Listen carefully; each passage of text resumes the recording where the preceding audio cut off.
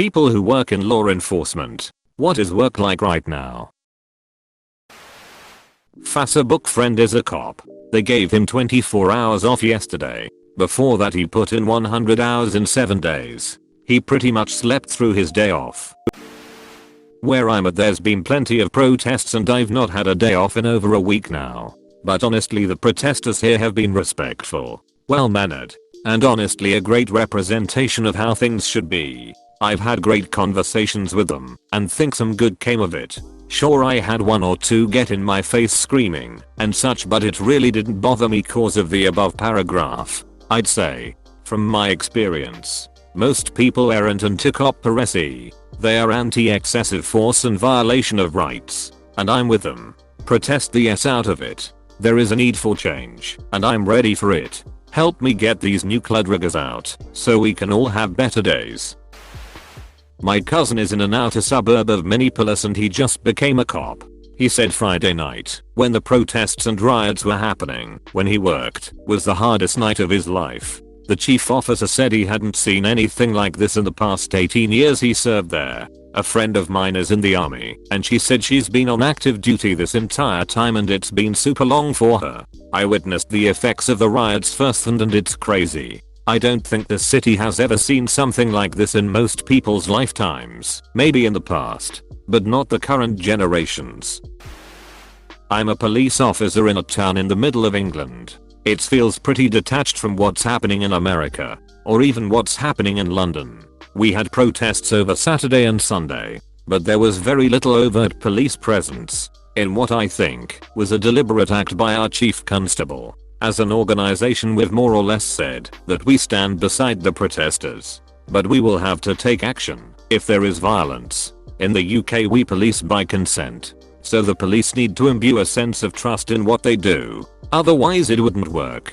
There's always a small minority in any protest that appears to only be there to cause problems, or is looking for a fight with the police, or with other protesters. But by and large the vast majority of protesters, where I'm seem to be there for the right reasons. Work for me has more or less carried on as normal up to this point.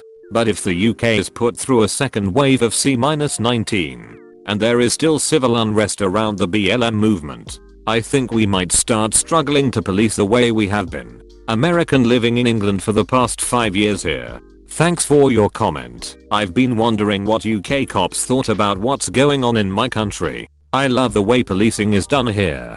Yes, there are bad cops here too. But the whole policing by consent practice makes people here feel much more like the police are a force for good.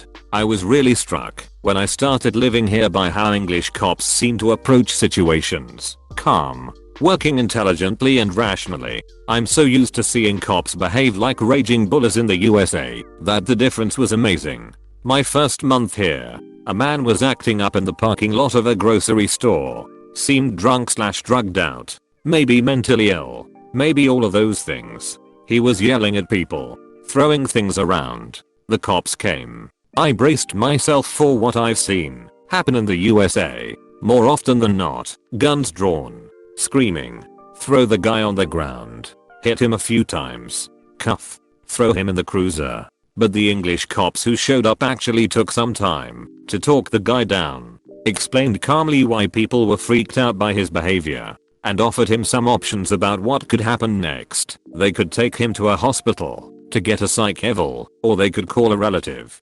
etc. One of them went into the store and bought the guy a bottle of water and a sack of Wotsits. I was blown away. The guy calmed down, decided he probably needed the psych eval, and went with them happily enough. It's one of the biggest differences living here. When I see cops in my rear view, I don't tense up.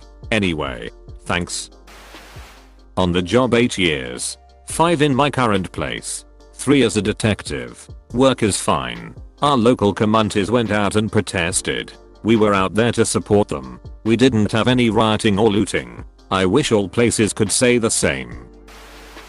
Been on the job for a few months now in a liberal beach town. Beginning was weird because of CD, not many radio calls, and little proactive enforcement. Since George Floyd's murder things were really tense in the beginning. My department has treated the protest as more of a parade and let the protesters exercise their First Amendment right. A few broken windows here and there but nothing big.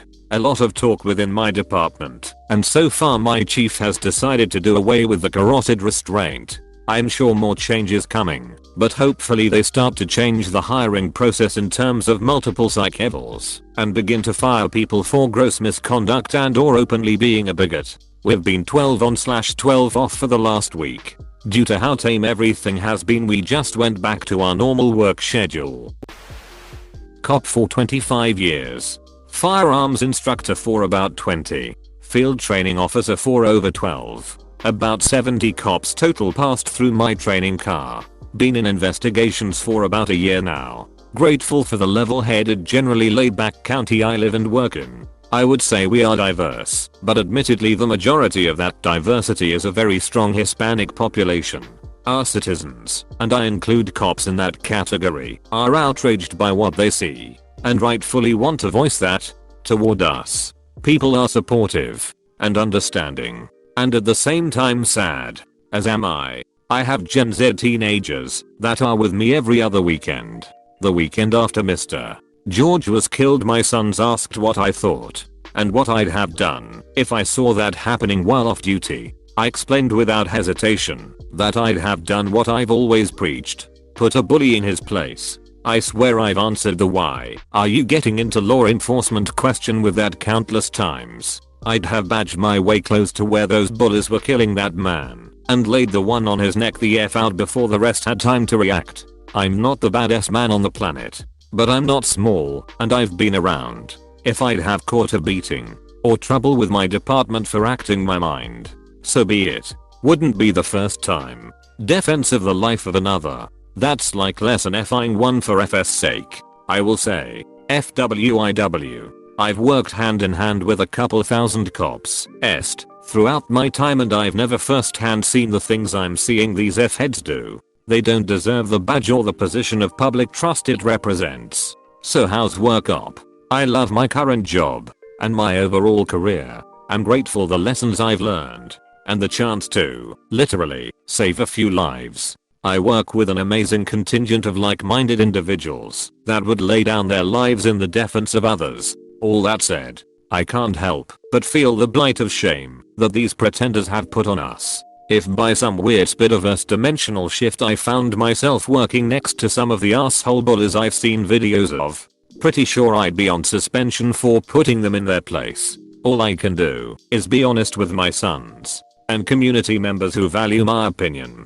Train new deputies to listen to people and be creative in their problem solving, and explain to them that may come with bearing your soul every now and then. I've always stressed teaching knowing when to fight, but more importantly knowing when not to, and if things do go south, knowing when it's done. I will continue to treat people with the respect they deserve and help people through tough times, because their tough times are peppered sporadically through their lifetimes. But I've been part of people's tough times for 2.5 decades. I chose this mantle willingly. I've been a cop almost my entire adult life, but I was still a caring human first, and that's no different than most anyone else. Not me, but my dad. He's worked over 100 hours in the past 7 days. He stands for hours with people screaming at him when he is not at protests. He is scared to pull people over now. He comes home, and the emotional unload is unreal. Now threats are being made against him and his family, including me. He won't wear his wedding ring to work anymore. I have a friend who is a detective, usually sits behind a desk. Lately they have put her in an unmarked car and given her a shopping center to patrol. She says it's boring as hell. Her normal job is dealing with problems in the home involving children, oftentimes a lot of abuse both sexually and physically. This has caused her to have a lot of therapy. It puts her in an awful headspace. That is in normal times. Now she has to deal with a situation where she agrees 100% with the protesters. But there is no real way for her to genuinely express this, I imagine anyways. The last part, not the first. While at the same time she has her fellow officers, including a few that my wife and I know through the same way we know her, saying some pretty nasty things about the BLM movement and the protesters in general. It's a rough time for her, especially when she needs therapy during normal times. One of the officers we mutually know, I will use the name Jane Doe for. My friend that I'm talking about has a great saying, I like Jane, but I hate Officer Doe. I think that's a pretty powerful statement. From a relative whose husband works for the Secret Service at the White House. My husband was on the front lines of the recent White House protest. It was a long night for me, but it was a much longer night for many others. We see the burning buildings, the broken glass. We hear about the tear gas and barricades. What we don't hear and see is this. This is what my husband remembers most. He remembers the bridge makers, the people there that are angry, hurt and in pain, but they build a bridge anyway. The people that are scared, tired, and struggling but build a bridge anyway. They see the way through this as peaceful and hopeful. He told me of a black woman whose face is frozen in his mind. She stood between him and a swarming group of people who wished death, violence and all other kinds of things upon him. Shouting back at him, she said, "I got you." Shouting to the protesters, she said, "This isn't the way." These voices are being drowned out. But I believe these voices are the ones who will not just change minds but change hearts. I have no judgment to pass because I can't understand. But I want people to know that mixed with the sad, terrible, and ugly there is hope. There are bridges